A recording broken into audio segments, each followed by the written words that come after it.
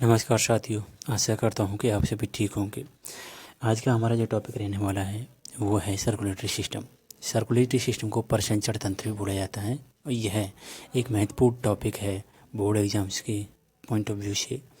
और 10th class 12th class science में छोटे जो 6th 7th 8th junior classes होती हैं उसमें भी टॉपिक अच्छे से दे रखा है, यानी उनके लिए भी यह महत्वपूर्ण है।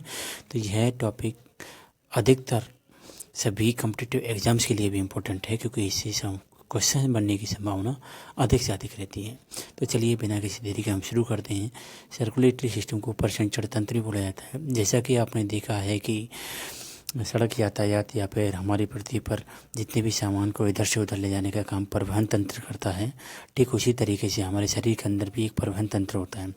ये जो आप इसके बॉडी के अंदर जो देख पा रहे हैं ये पूरा रोड मैप है, जिस प्रकार से हमारे शरीर में अलग अलग तरीके से कोशिकाएं तक पहुंचने के लिए अलग अलग वेंस और आर्टरीज होती हैं, उसी तरीके से पृथ्वी पर भी अलग अलग जगहों पर पहुंचने के लिए हाईवेज, रोड, नेशनल हाईवेज बने हुए हैं। ठीक उस तरीके से आप कंपेयर करके समझ सकते हैं। वहाँ से होते हुए हम जगह जगह पहुंच सकते हैं, सामान को जगह जगह पहुंचा सकते हैं। ठीक उसी प्रकार से हमारी बॉडी में जो सेंटर होता है, सेंट्रल हब होता है, वो है हमारा हार्ट। सर्कुलेटरी सिस्टम का सबसे मेन ऑर्गन होता है हमारा हार्ट, जिसे हृदय बोलते हैं। और इस हृदय का साइज प्रत्येक मनुष्य की, जिसकी भी हम बात कर रहे हैं, उसके फिस्ट के बराबर होगा। अगर उसकी फिस्ट जितनी साइज की रहेगी उतना साइज उसके हार्ट का रहता है। और ये हार्ट सबसे इम्पोर्टेंट ऑर्गन है जो जन्म होने से लेकर के मृत्यु तक कंटिन्यूस धड़कता रहता है, कंटिन्यूस से अपना कार्य करता रहता है। इसका मुख्य कार्य होता है हृदय को पंप करना, उसे अधिक फोर्स के साथ में शरीर में प्रवाहित करना। आप इस स्ट्रक्चर में देख पा रहे होंगे, हृदय जो है हमारे सेंटर बॉडी से में ना होकर के थोड़ा के अप साइड होता है, चेस्ट की तरफ होता है। और ये है बाईं तरफ, अधिकांश हिस्सा इसका बाईं तरफ होता है और कुछ हिस्सा इसका दाईं तरफ होता है। यानी जो स्टर्नम बोन है हमारी, उसके जस्ट नीचे ये उपस्थित रहता है। तो इसका मुख्य कार्य मैंने आपको बता दिया है, रुधिर को पंप करना होता है। हमारे मस्तिष्क को सबसे ज़्यादा रुधिर की आवश्यकता होती है, इसलिए ये थोड़ा ऊपर की तरफ शिफ्ट किया गया है ताकि हमारे मस्तिष्क को रुधिर आसानी से पहुंचाया जा सके।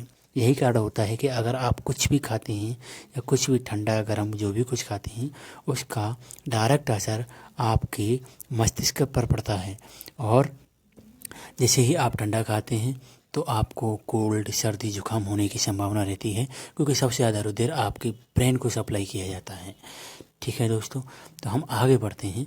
तो हमारा आगे बढ़ने से पहले हमने ये समझ लिया था कि हमारे शरीर के अंदर सर्कुलेटरी सिस्टम का क्या काम होता है। जिस प्रकार से अलग अलग जगहों पर सामान पहुंचाने के लिए पृथ्वी पर रोड मैप, रेलवे और वायुयान के रास्ते फैले हुए हैं। आप रोड मैप से ही समझ लीजिए, जिस तरह से रोड मैप फैला हुआ है उसी तरीके से हमारे शरीर के अंदर जगह जगह आवश्यक पोषक पदार्थों को पहुंचाने के लिए और वहां से हानिकारक पोषक पदार्थों को ला करके उन्हें बाहर छोड़ने के लिए हमारे शरीर के अंदर रोड मैप फैला हुआ है, जिसे हम आर्टरीज और वेंस के रोड मैप से जानते हैं। ये जो आप देख पा रहे हैं ये ब्लू कलर की वेंस हैं, यानी कि शिराएँ हैं, और जो रेड कलर की हैं वो आर्टरीज हैं, यानी कि धमनियाँ हैं।